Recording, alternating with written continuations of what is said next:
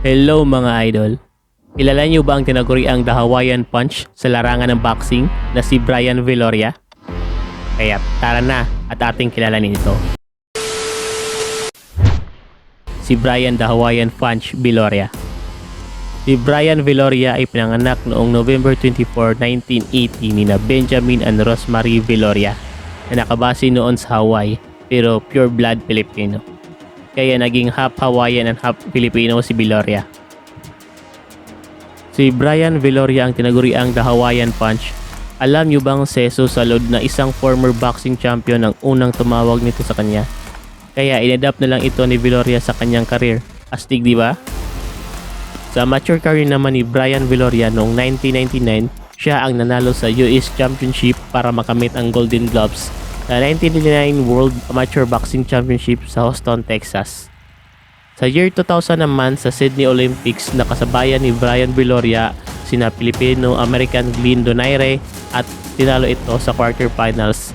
At ang ating future world champion noon na si Nonito the Filipino Flash Donaire sa semi-quarterfinals.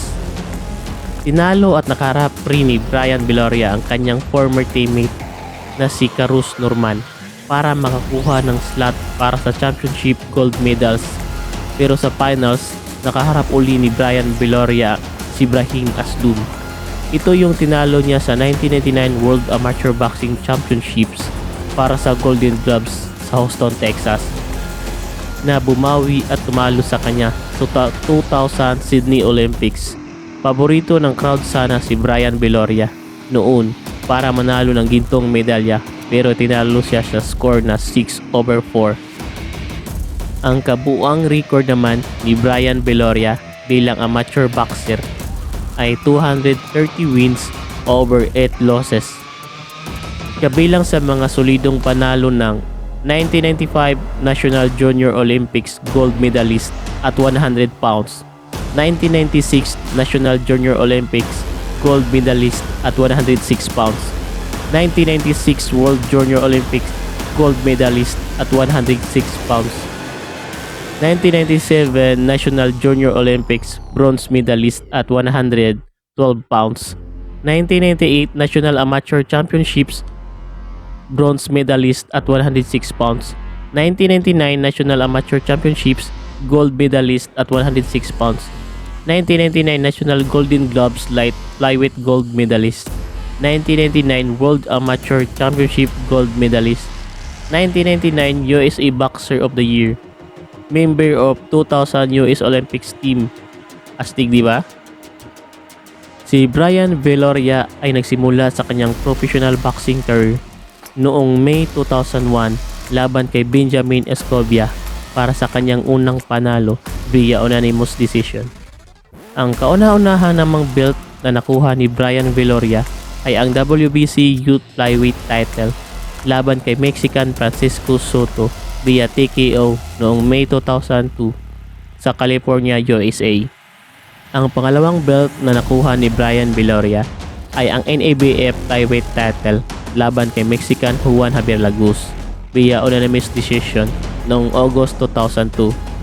Pinipinsahan at natili lamang si Viloria sa NABF Flyweight Division hanggang June 2004 kontra kay Gilberto Kib Baaz via knockout sa 11 rounds sa Tucson, Arizona, USA. Noong June 2005, napagdesisyonan ni Brian Viloria na bumaba ng light flyweight at para kunin ang WBC light flyweight titles kontra kay Eric Ortiz via technical knockout sa round 1 pa lang noong September 2005 sa Los Angeles, California. Dito na nagsimula sa pag-usbong ang karera ni Brian Viloria matapos niya depensahan ang kanyang WBC light flyweight titles kontra kay Jose Antonio Aguirre na isang Meksikano noong February 2006 para ma-maintain niya ang kanyang undefeated records na 20 wins, no losses. Pero noong August 2006, dito nakuha ni Brian Viloria ang kanyang kauna-unahang pagkatalo para matanggalan siya ng WBC light flyweight titles kontra sa isang Meksikano na si Nino Romero via unanimous decision sa Los Angeles, California. Noong November 2006, sa taong ring iyon, naghangad ng rematch si Brian Viloria kay Nino Romero para kunin uli sana ang WBC Light Flyweight title, pero nauwi ito sa majority draw decision kahit napabagsak pa ni Villoria si Romero ng 2 beses. At nanatili pa rin kay Romero ang WBC Light Flyweight title. Ngunit sa pagkatapos ng kailang laban, nag-contest ang kampo ni Villoria na hingan ng drug test sa Romero at nagpositive ang resulta nito sa paggamit ng methamphetamine. Kaya naging no contest ang resulta ng kanilang nakaraang laban. Kaya tinanggal kay Nino Romero ang WBC Light Flyweight title para ibakante ito. Noong April 2007, sinubukan uli magkuha ni Bryan Villoria ang bakanting WBC Light Flyweight title kontra kay Edgar Sosa sa Texas, USA, pero natalo siya kay Edgar Sosa via majority draw decision. Sa mga kasunod na mga taon, lumaban si Bryan Villoria para sa 9 title bout laban kina Jose Garcia Bernal, Cesar Lopez, Fred Herberto Valdez, Juan Javier Lagos, Benjamin Garcia. Sunod-sunod ang pagkapanalo ni Bryan Villoria dito. Kaya noong April 2009, napagdesisyonan ni Bryan Villoria na lumaban para sa title fight sa ABA Light Flyweight title kontra kay Ulysses Solis. Ginanap ang kailang laban dito sa Metro Manila sa Araneta Coliseum. Tagumpay na nakuha ni Bryan Villoria ang IBF Light Flyweight title via technical knockout sa round 11. Sa parehong taon, tagumpay namang nadepensahan ni Bryan Villoria ang IBF Light Flyweight title kontra naman kay Jesus Irebe. Ginanap naman ang kailang laban sa Hawaii. Pero noong August 2010, natanggalan ng IBF Light Flyweight title si Bryan Villoria kontra kay Carlos Tamara. Ang masakit pa dito, ginanap ang laban sa Metro Manila sa Astrodome via technical knockout sa round 12. Parehong taon, umakyat uli ng ring si Bryan Villoria para labanan si Umar Soto at Liempetex Sorbirapol. Ewan ko tama pagkabigkas ko nito. Para sa 9 title bout dito pa rin sa Inares Sports Arena, Pasig, Metro Manila. Panalo naman si Bryan Villoria sa mga laban nito. Sa taong July 2011 naman ay lumaban si Bryan Villoria kontra kay Julio Cesar Miranda para sungkitin ang WBO Flyweight title sa Honolulu, Hawaii via unanimous decision ang resulta ng kanilang laban. Sa kasunod na 3 laban ni Bryan Villoria ay panalo naman ito para depensahan ang kanyang WBO Flyweight title kontra kina Giovanni Sigora, Omar Nino Romero, Hernan Marquez. Dalawa dito ay dito sa Pilipinas ginanap ang kanilang laban.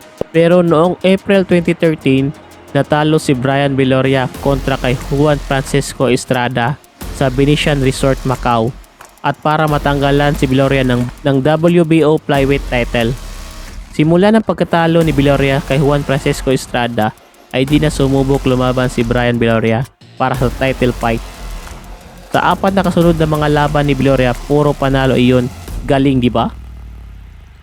Noong October 2015, sinubukang makabalik ni Bryan Villoria para sa titulong WBC and the Ring Flyweight titles laban kay Roman Gonzalez sa Madison Square Garden, New York City. Pero bigo ito at pinabagsak lang naman si Villoria kay Roman Gonzalez sa round 9. Tapos ang kanyang pagkatalo kay Roman Gonzalez ay napansamantala munang nagretiro si Bryan Villoria ng 2 taon. Makikita naman na wala na sa kanyang prime si Bryan Villoria. Pero noong March 2017, sumubok ulit lumaban si Bryan Villoria para sa tune-up fight laban kay Robin Montoya ng Japan. Ginanap ang kanilang tune-up fight sa Tokyo, Japan para sa 9 title fight at nagwagi naman ito via unanimous decision. Sa parehong taon, umakyat uli ng ring si Bryan Villoria para harapin si Miguel Cartagena para sa 9 title fight sa Carson, California, USA.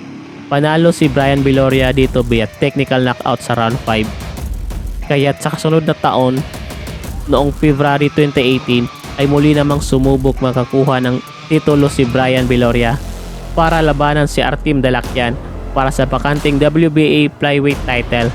Pero bigo si Bryan Villoria sa kanilang laban via unanimous decision.